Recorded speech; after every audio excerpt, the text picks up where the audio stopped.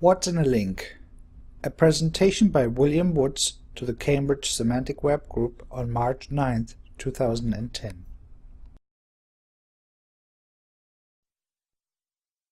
Okay, so Marco asked me to tell you something about this paper and why I wrote it, what was going on at the time, who I was trying to address, and I will cover also some of the things that have followed since. So before I did the paper, I worked on question answering.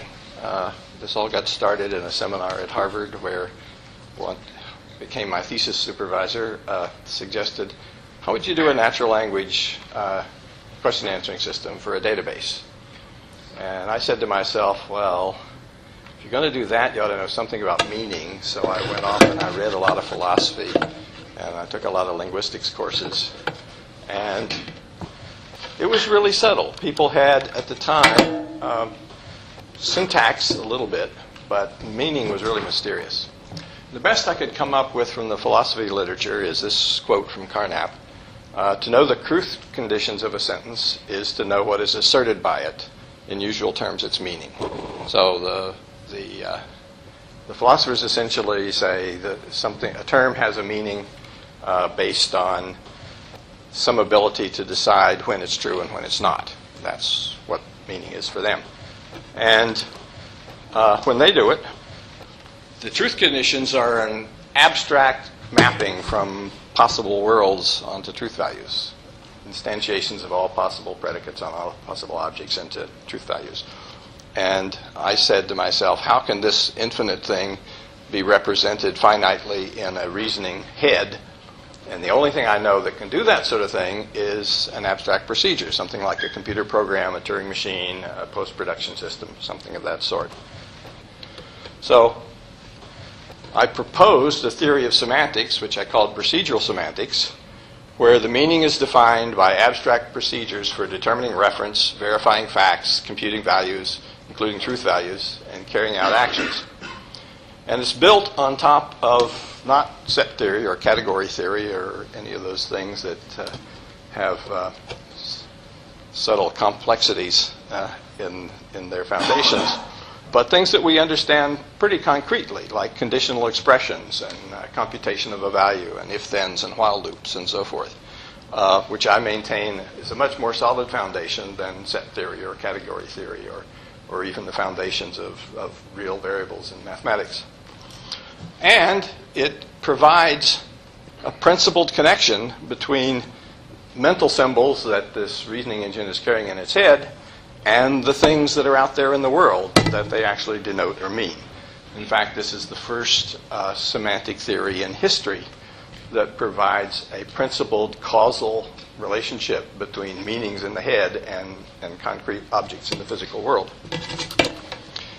And it was practical. I applied it to a task that I was set by a guy who worked for the NASA Manned Spacecraft Center, who had collected all of the first year's work of the lunar rocks into a database, and he could get his Fortran programmer to write a question, to answer a question if some scientist wrote him one, and he wanted to know if he could get his programmer out of that loop. And at the time, I had developed a theory of semantics and a system for doing this, so I got a contract and I built a system that actually answered questions on the first year's worth of the Apollo 11 moon rocks. It was demonstrated live at the second annual Lunar Science Conference and answered questions that people came up to it and typed in. And it did reasonably well at it. It was a very interesting system.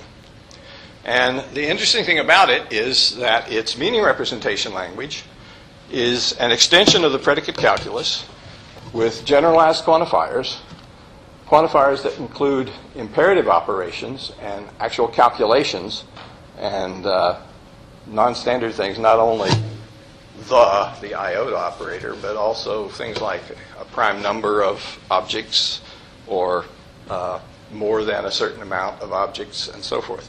The basic structure was for some quantifier governing a variable in some class such that some condition is true, do an action. It looks just like algol, right? For some quantified variable in a class such that a condition is true, test some other condition. And there's a test function and a printout function. And with this process, you can hook up to any kind of database, no matter how it's structured. You have an interface from your natural language processing to this universal, procedural, operational-based meaning representation language, and then you define the primitives in this language with functions that can access the database, or in extreme cases, can go out in a warehouse and count bolts in a bin. So it's an extremely powerful semantic framework. Okay, so this theory permits a computer to understand in a single uniform way the meanings of conditions to be tested, questions to be answered, and actions to be carried out.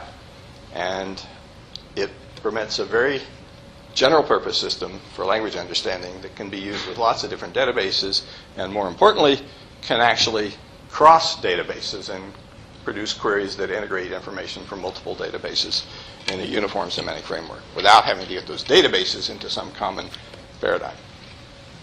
And as I said, it can actually perceive and act on objects in the external world, and it can perceive and reason about these meaning objects themselves, which are procedures represented as some kind of program inside the machine's head. Okay, so there's a semantics, a theory of what things mean, but it doesn't directly address some of the things that you'd like to do with your meaning in the meaning representation. It's quite powerful, it's very expressive, it can compute things, but it doesn't have a bunch of associative things that you and I have in our heads that let you go from one node to another node and pick up new things. So what I wanted was a system that was comparably well-founded, comparably expressive, but also had the associativity that we humans have for following facts from one thing to another, and has the capability of supporting the reasoning operations you need to do in a way that's efficient and scales. So I looked at semantic networks. And the semantic network is essentially a network of concepts connected by links used for some kind of associative access. And again, I had the same question. What do these links mean? And what do they have to do with semantics? And I concluded pretty quickly that they had nothing to do with semantics, but I finally inured myself to calling it that nonetheless, because that's what everyone called it. And the kinds of things people were doing at the time were, lots of them were psychologists, and they were looking to try to mirror the things that the human mind does that are associative. And one example from Collins and Quillin, Collins is a psychologist that was at both Brannick and Neumann. Ross Quillin is ostensibly the guy who coined the phrase semantic network, although arguably it was used by somebody else in England before he did it. So, but he looked at statements like, and a bird is an animal has skin, a canary is a bird has feathers, and measured how long it took people to answer questions like, does a canary have feathers and does a canary have skin? And his theory was that this is coming from inheritance in a semantic network, and that a canary is a bird, which is an animal, and we know that animals have skin and birds have feathers. Having feathers is a more specific kind of fact than having skin, and therefore it takes a little longer to find that a canary has skin than it takes to figure out that it has feathers, because the path is longer. And they actually did psychological experiments and measured the time. It correlated with these predictions. I don't think the theory was, well, psychologists have a tendency to jump to the conclusion if the data is consistent with their theory, then the theory is right, without asking, are there alternative theories that could explain the same data? They could just agree on. So, at any rate, I saw people all around me using notations that had links and had labels on them, and had nodes and had labels on them, and calling them semantic networks and doing all kinds of things with them. And I thought, they're not doing anything with meaning, and you can't really use these representations to do anything unless you become more rigorous about it. And At that time, there was a conference that was organized down at Woods Hole, and I went there and I heard people like Roger Schenck and a bunch of other people talking about what they were doing. And I kind of spouted off on all these problems that I saw. And Danny Bobrow took me and holed me up in the basement of Xerox PARC with a Bravo machine and got me to write it all down. And that became the What's in the Link paper, which ended up being dedicated to Jaime Carbonell, who was my boss at the time and unfortunately died. Tragically just passed away while driving down the street. Fortunately, pulled over to the side of the road before he crashed with his wife. So the book was dedicated to Jaime, and in some sense this paper was dedicated to him. So here are some of the things that I saw going on around me. People said, the meaning is just all of the concepts that are connected to it in this web. That's what the meaning is. And, well, there might be some truth to that, but it doesn't give you any meat to start with. Whatever the system does with its input is its semantics. And again, there may be some element of truth to that, but that's not what semantics is really about. There's no difference between syntax and semantics. This was one of Roger Schenck's claims. He illustrated it with the example, I saw the Grand Canyon flying to New York, which I take as proof that he's wrong. Because if he was right, you would just understand what that meant, and nobody would laugh. It's the fact that syntax gives you the wrong model first that makes it fun. It makes it interesting, surprising. And then there's semantics as the eye of the beholder, and this is actually pretty accurate for the semantic networks that people are actually using. The semantics is all in the words that you put on the labels. Ross Quillin at one point had a semantic network system implemented in Lisp, and he decided to remove the labels, and the resulting network, when printed out, was just a giant nest of parentheses.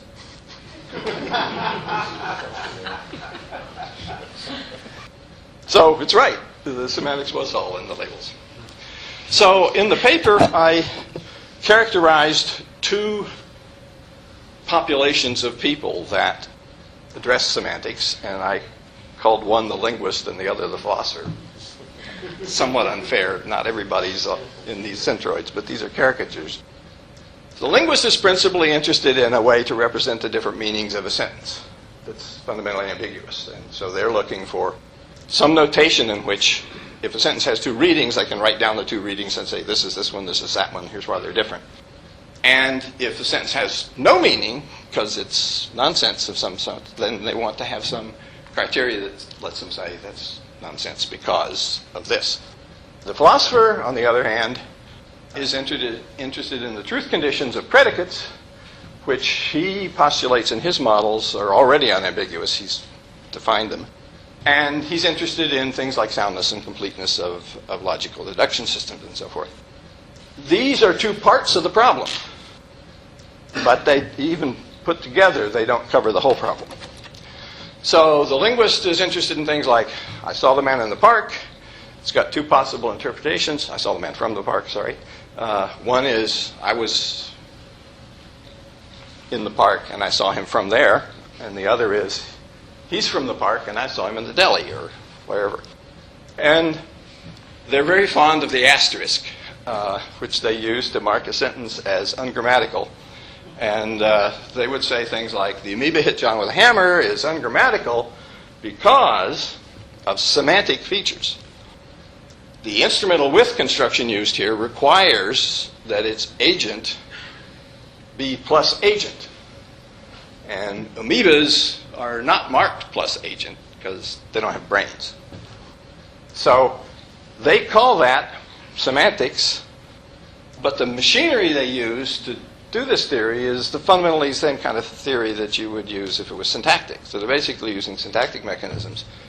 It would legitimately be called semantic if you actually followed amoeba out to some reference of what amoeba meant, and from your knowledge of real amoebas inferred that they can't use hammers, except on Star Trek, where maybe they're really big and they can. So I always found the interesting things about these to be in what context, what would have to be true in that context in order for this to be a sensible utterance. And if you're actually constructing that entire model, then you are doing something semantic, and it would be a semantic feature. But the mechanisms that they had in mind didn't go that much. Okay, the philosopher's interested in reasoning. The philosopher's perspective is a model consists of a set of assignments of truth values to every possible instantiation of every predicate over a universe of individuals. And this abstract model is like the idealized point mass and frictionless surface that physicists use. This is the thing they created in order to prove that the reasoning systems were sound and complete. So with this as an abstract model, you can prove that if I have a reasoning system, a set of rules, a set of steps for deducing things one from another, and I can show that that reasoning system assigns validity only to those things that are true in every possible model, and if I can show that it only assigns validity to things that are true in every possible model, then I've got a good reasoning system. And that was an extremely productive thing to do, and based on that, they were able to show that first-order logic is sound and complete, but problematic. And set theory has got issues, and actually the foundations of mathematics aren't all that foundational.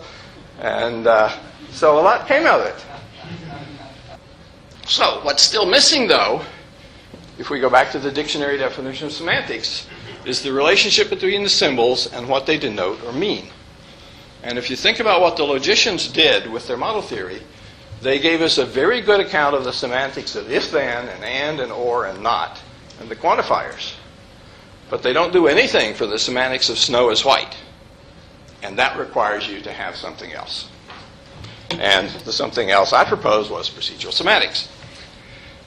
Snow is white. You have to know what snow is. Okay, if you can build a robot, he can tell and he can say this is snow, and he said it properly. And he can measure the color spectrum and say this is white, and he can do that properly. Then he can test whether snow is white, and you've actually got a semantics that can really do that.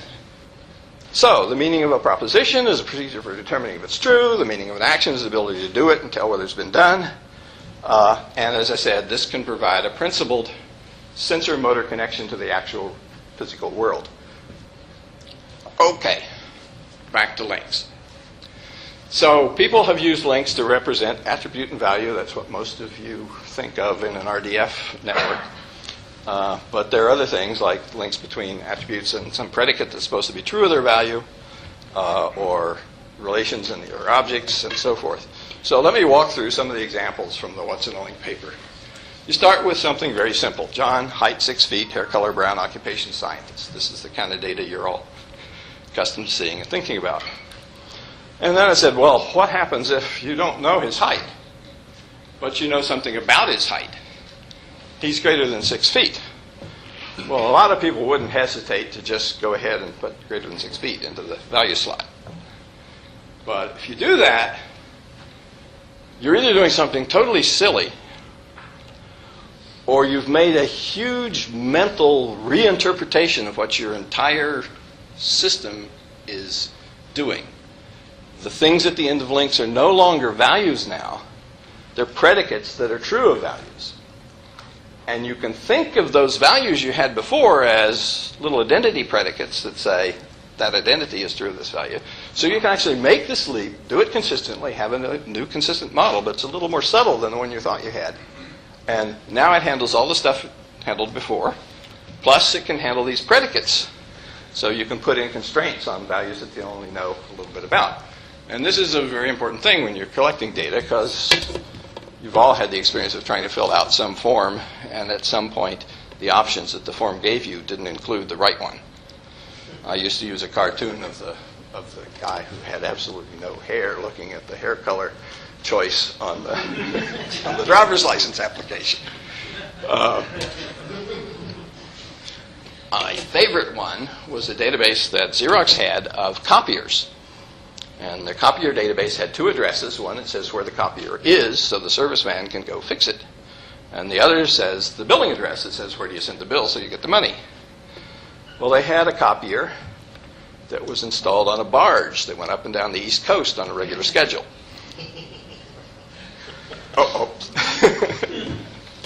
You'd like to be able to put that in your database. You'd like to be able to tell that story, capture it somehow, and express it as a constraint on the value.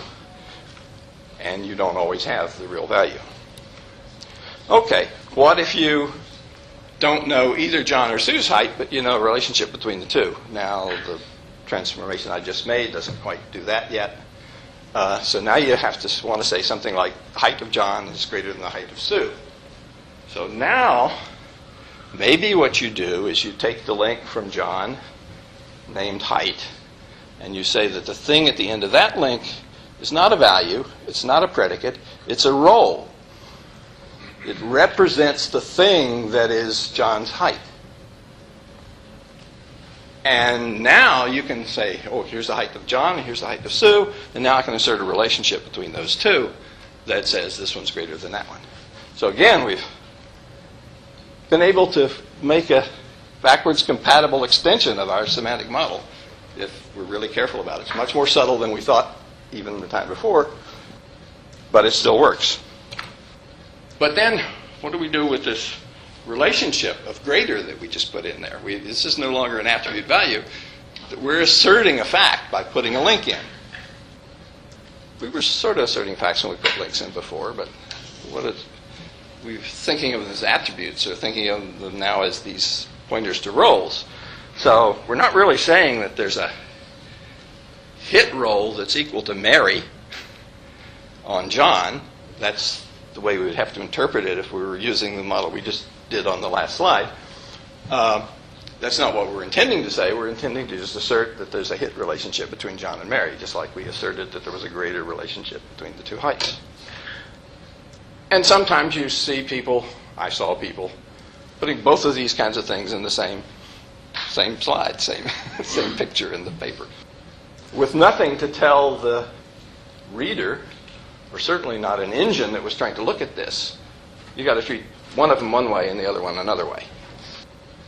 And then there were case representations. The linguists were using this to capture the generalization that some things in English, some arguments to verbs, are characterized with prepositional phrases like from and to, and some of them are characterized in other languages with case inflections that just tag the word but don't have an actual operator. And there's the subject and the object. So they said all these are the same kind of thing. They're what we call a case. It's basically a slot in today's terminology. It's an attribute. So they would represent something like John sold Mary a book as an instance of cell, whose agent is John, whose recipient is Mary, and whose patient is a book. Well, now we've used these links not to make assertions, but to build up the pieces of a complicated thing. So we've got an instance of selling that has three parts. One is an agent, one's a recipient, one's a book. So we can't do this with the system we just thought about. We have to rethink it. So now maybe you deal with everything by saying it's an instance of an assertion with arguments, and there's a type of the insertion and there's values for the arguments.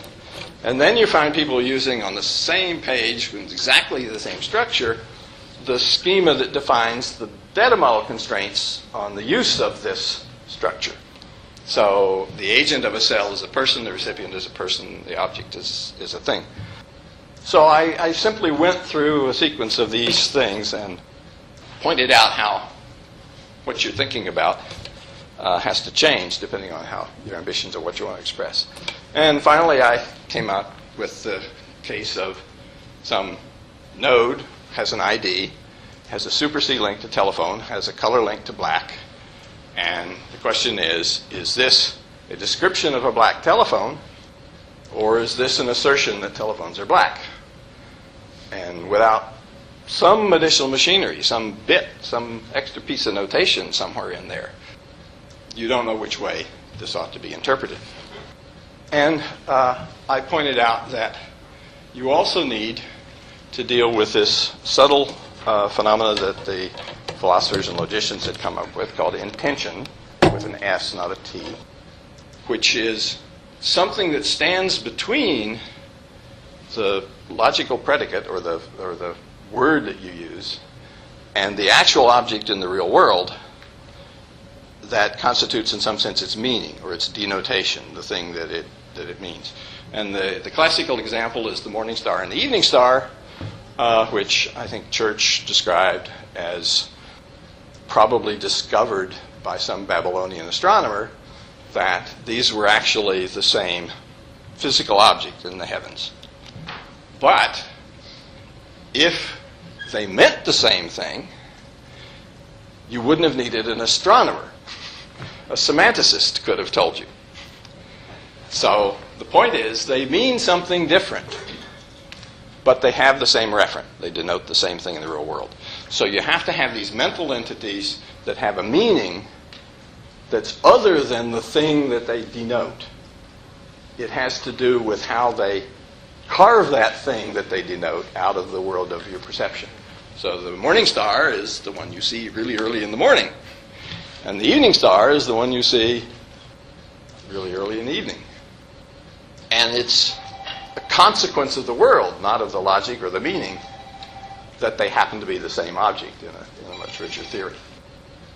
Okay, so the conclusions from what's in the link were we need to have an ability to represent at least the kind of functional equivalent of Lunar's generalized quantification so that we can be expressive.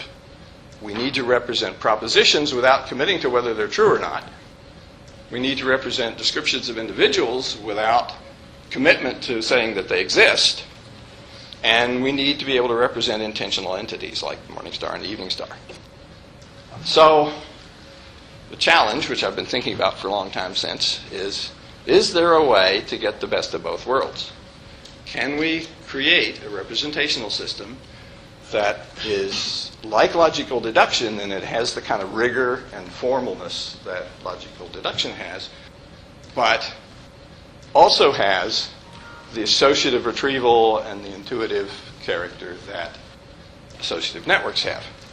In the logical deduction case, the steps that you do are like rule instantiations.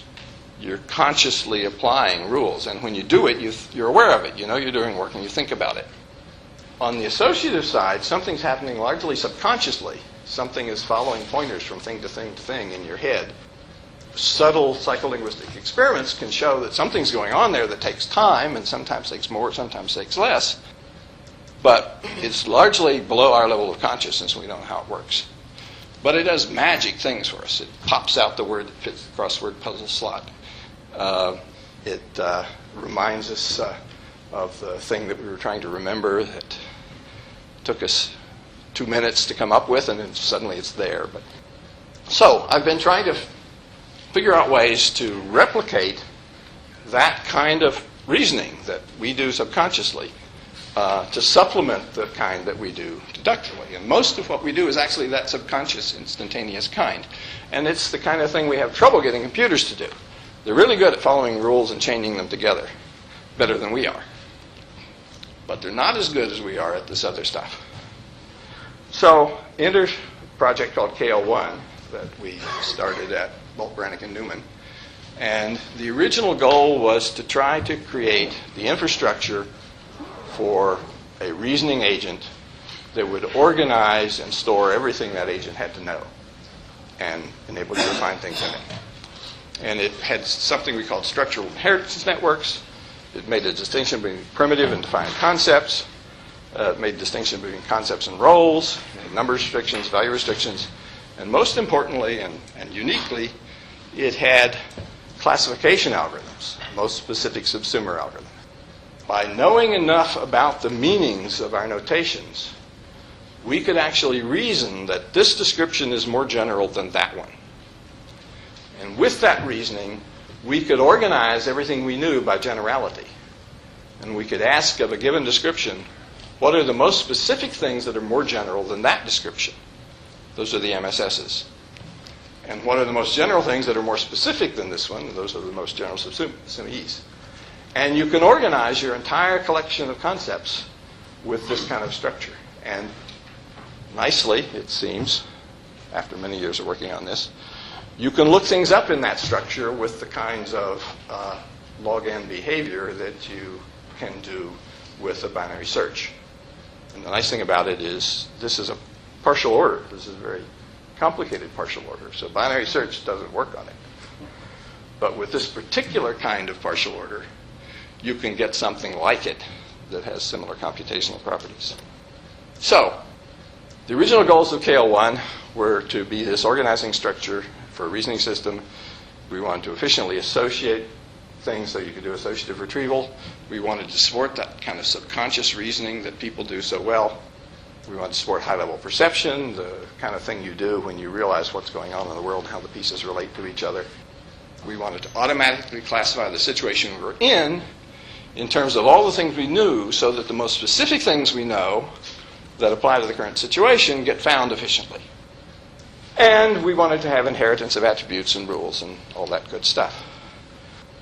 The hypothesis that I made, which I think is accurate, is that most of our reasoning consists of what I call recognize and react. We recognize the situation we're in, and immediately brought to mind are the things we know about it. What do I need to do about it? Is it good to eat? Is it dangerous? Do I need to run from it? Is there something I should do about it?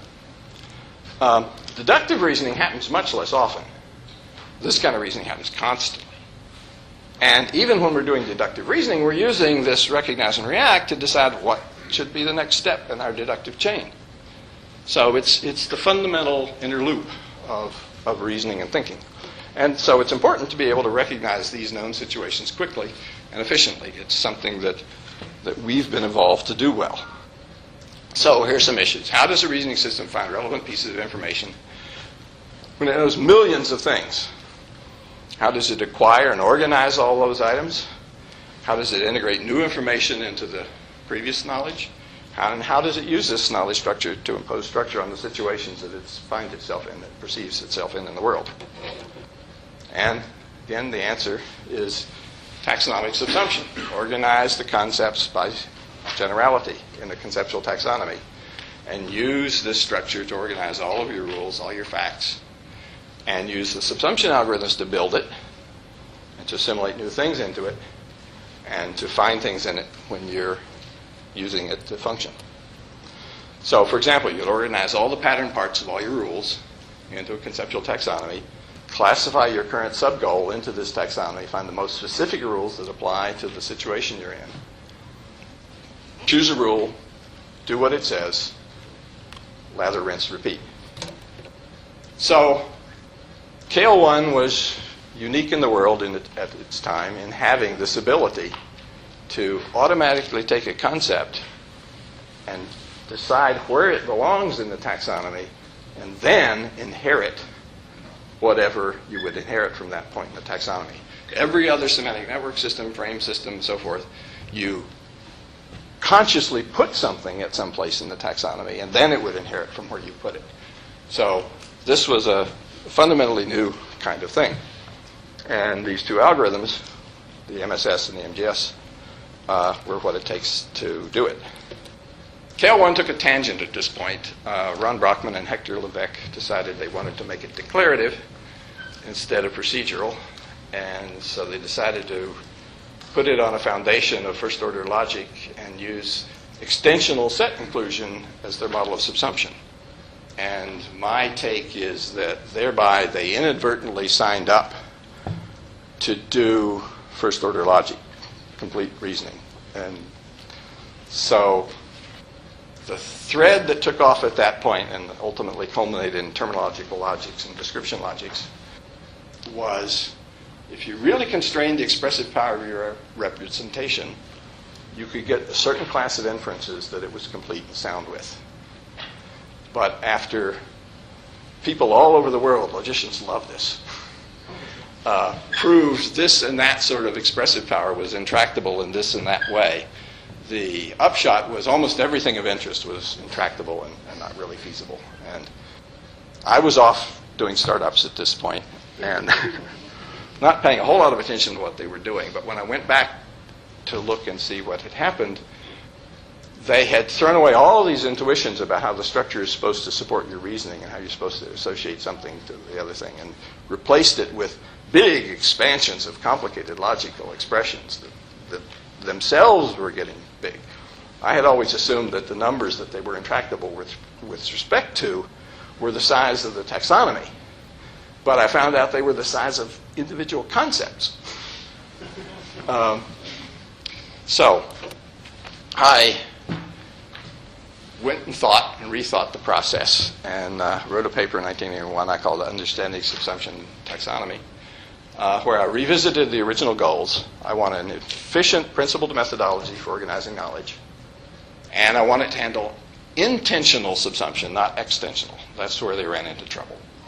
If you try to guarantee that all the empty sets are equivalent, and everything that's remotely similar to that issue, that the morning star and the evening star are the same, then you run into trouble. But if you go for intentional rather than extensional, you get to define what the intention is. And you can define what the criteria for subsumption is. And I defined fairly straightforward criteria for intentional subsumption. Every element of the parent concept subsumes some element of the child.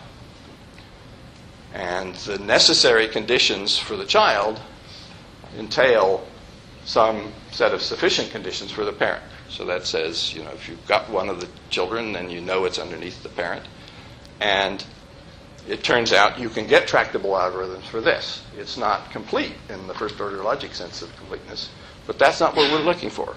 We're looking for the thing that can very quickly do the classification of the situation you're in into a set of most specific subsuming situations. That task doesn't include proving Herbrand's theorem or any of those more complicated, subtle things. It's a very important fundamental interloop operation that we have to do fast. And that's what the goal is here. Okay. So while doing this, I noticed an equivalent to the old what's in the link stuff.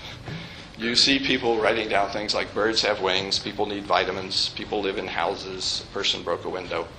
But when you look at these links have an implicit quantifier in them. Everybody needs every vitamin, but not every bird has every wing. Not every person lives in every house. People typically live in houses. Some people don't have houses. The person broke a window is a very specific statement. These others were generics. So I started to catalog and label these things that the links could represent, and I called them quantificational tags. So AE is the classical for every there exists. So birds have wings is for every bird there's some wings that they have. Person needs vitamins is AA. Every person needs every vitamin. Children like candy is typically it's AA, but it's not always AA. So you can, in this fashion, characterize that fact. John lives in Chicago is an instance. So the things at the end of the link in this case are no real quantification going on. So that's the sort of identity case. And I realized you can think of these as relation-forming operators. So it's kind of an annotation on an underlying semantic relationship. So AE have is, as in birds have wings, can be characterized by the lambda expressions, a function of x and y, such that for every x in x, there's just a y in y, such that x has y.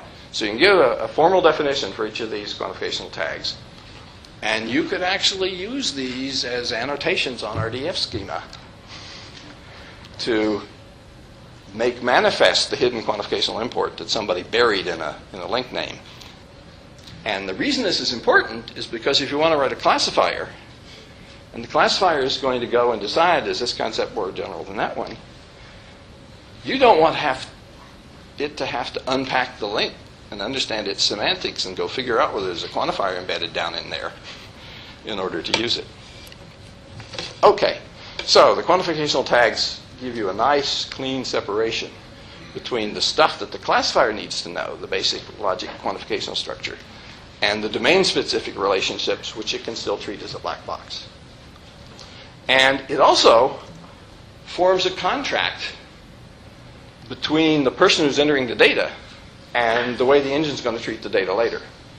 If the person just creates a link called has children, and the classifier is going to have to know what that link means, then the person who's writing the data doesn't necessarily think about what the classifier is doing as he's writing it. The person who's writing the classifier doesn't necessarily know that the person's going to consistently use the data in this link in this particular way, and you can get inconsistencies and bad stuff. If the quantificational tag is out there as this explicit label, then both of them know what they're doing. Okay, so there's a bunch of these. You can distinguish between kinds and instances, and they can answer the what's in a link question.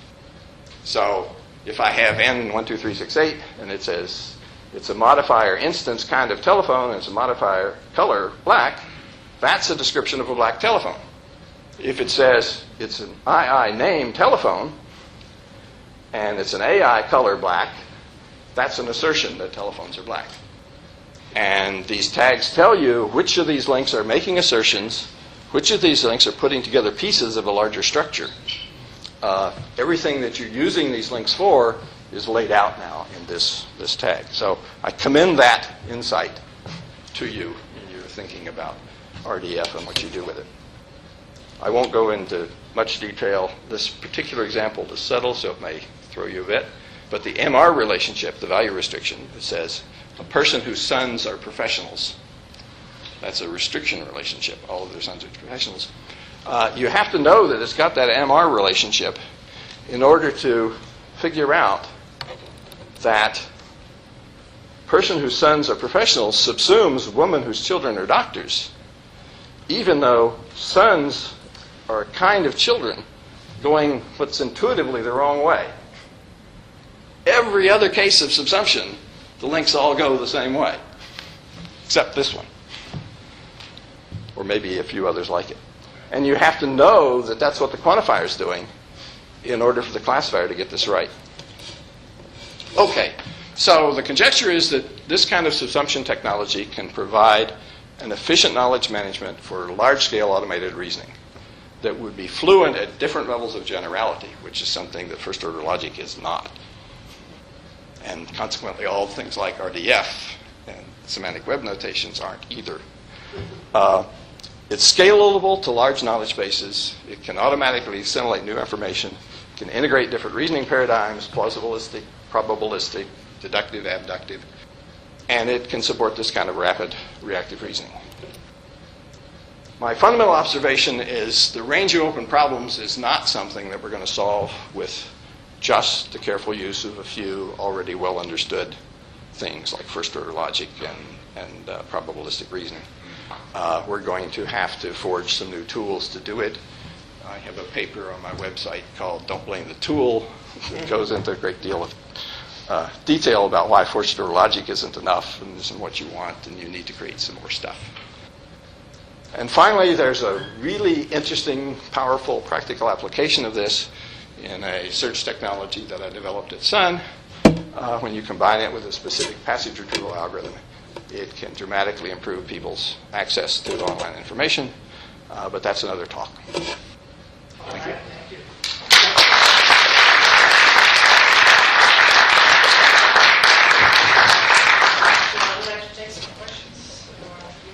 One running question, because you attacked first-order logic several times here. Yes. I don't understand, because obviously OWL profiles specify certain extremely tractable subsets of first-order logic. So all these performance complaints making about it don't actually apply to semantic realism. Tractable subsets that are efficient don't have to rely on first-order logic for the fact that they do what they do. They don't have to, but they happen to be. They happen to be. So I'm not, let me qualify. People have interpreted my What's in a Link paper as attacking semantic networks too. I'm not attacking either of them. My entire research career has been devoted to understanding exactly what the strengths and weaknesses of different tools are. What are they good for? What can they not do? And what are their limitations? So I'm simply pointing out some of the limitations that you have to keep in mind. and some of the alternatives that you can deal with. So if you write a reasoning system that is efficient for what you need it to do, the fact that it can be embedded in the first-order logic is kind of irrelevant. But when you look at what we really want to do, first-order logic isn't enough. We need higher-order logics of various kinds. We need intentional reasoning operations, which break down. If you rely too much on the law of excluded middle, you can get into all kinds of problems. So when Drew McDermott wrote his famous paper recanting, that's when I wrote the "What Don't Blame the Tool" paper. All the arguments for using first-order logic that I hear are usually what I call lamppost arguments. I use the analogy of the Sufi tale about the woman who was searching for a coin out in the street in front of her house, and the neighbors were helping. And finally they said, "Where did she lose it?" "Oh, back in my kitchen." "Well, why are you searching out here in the street?" "Because it's dark back in the kitchen." So when you say first-order logic is great because we understand it, it's sound, it's complete, it's got all these good properties, fine. But if the problems you're trying to solve aren't there, but somewhere else, it's not the tool you want. I'm not saying it's not one of the tools you need in your toolbox, but you need some new ones. And if it hasn't been sufficient to do strong AI, it's not the tool's fault. You're using the wrong tool for the wrong thing, or it isn't. It's not the only tool to do the job. I guess that's the key thing here is that nobody I know is interested in doing strong AI. Right. So how is perfectly fine. Yes, well, that's why I wrote What's in the Way. But as a representation, I mean, if you use quantificational tags and graphs, you've got a representationally complete space. What you do to reason on it is completely different. And there are all kinds of reasoning operations. You don't reason with first-order logic. You reason with a whole suite of tools. Some of them are just like the Aristotelian syllogisms. I mean, he had some of that right. We do a whole lot. In fact, most of our reasoning is unsound. You know, this side of the barn is red. Nobody is that accurate or careful or meticulous, except in science fiction articles. Yeah. Yes. That system, if systems developed and temporal logic Excellent question. Excellent question. Doctor might be patient and human. Does this handle temporal relations? Nothing in the subsumption technology is addressing that issue. There's a whole lot of things that people have done to model cause and change. I can't really say a whole lot more than that. I mean, James Allen, not the one that does information retrieval, but the one that does models of train stations, has a theory of temporal relations that is, it's not the complete be-all, end-all, but it's a very rich set of tools for modeling temporal behavior. There's a completely different set of stuff that goes on in programming language theory where they have to worry about cycles. In most of the thinking people do in natural language and history and so forth, they don't worry about cycles, but programs have to worry about temporal things that go around in loops. And so I look at the programming language literature as well for what they do with temporal modeling. There's someone back there. Okay. Have you looked at how some of the newer analogical learning systems would apply to doing your subsumptions? You're thinking about things that follow in the tradition of the stuff that they did at MIT for reasoning with analogies. Yep. So one of the things that Collins and Quillin were into a lot was analogies. My personal take on analogical reasoning is that it's related to this notion of subsumption and generality. What an analogy test is testing is not so much your ability to do the analogies as whether you already know the generalizations that make the two analogies fall under some common category. And so the intellectual skill that you've learned is this rich taxonomy of general and specific subtle characterizations of things, so that when you see something that's analogous to something else, you perceive the similarity at that level of generality. And then you use that to try to lift facts from one domain across to the other. And you have to have a pretty good model of what's going on to know which kinds of things it's plausible to carry across and which don't. An example that I used to think about a lot is I tried to remember the name of a flute piece that my wife played in college, and the thing that kept coming to mind was Fahrenheit 451, which is not it. Fahrenheit 451 is the name of a book about book burning, essentially. And there's a trick to the title, which is 451 is the temperature at which books burn. The piece I was trying to remember is called Density 21.5, and it was written to commemorate the first platinum flute. That's the density of platinum.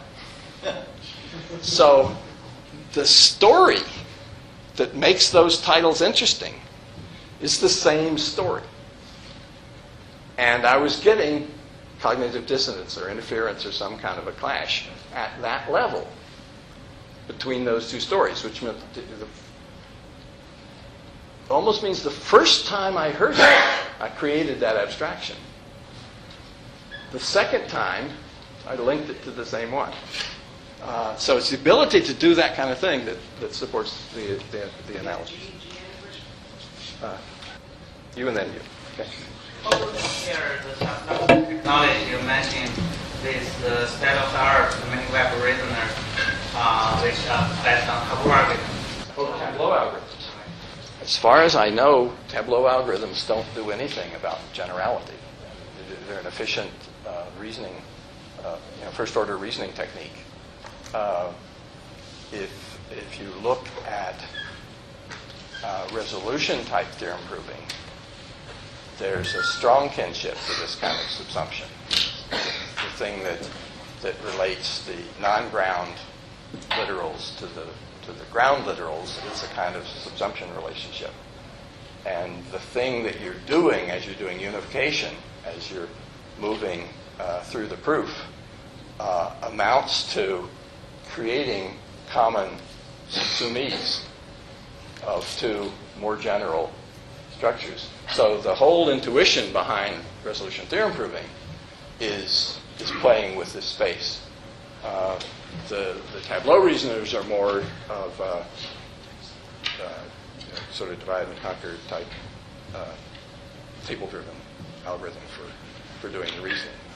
At least as I think of them, I don't see that same intuition. Which one is most scalable? I'm sorry? Which one is most scalable? Well, it depends on what you mean by scalable. So if you're sticking with first-order logic problems and you have a really good, fast implementation of that kind of a reasoner, you can blaze.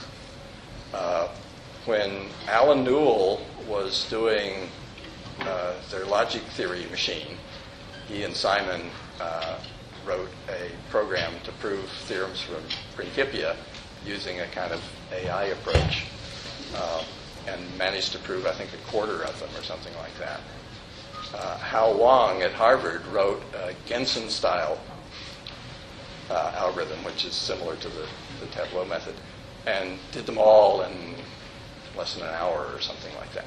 So if you are just looking for a blindingly fast SAT solver, then that's great.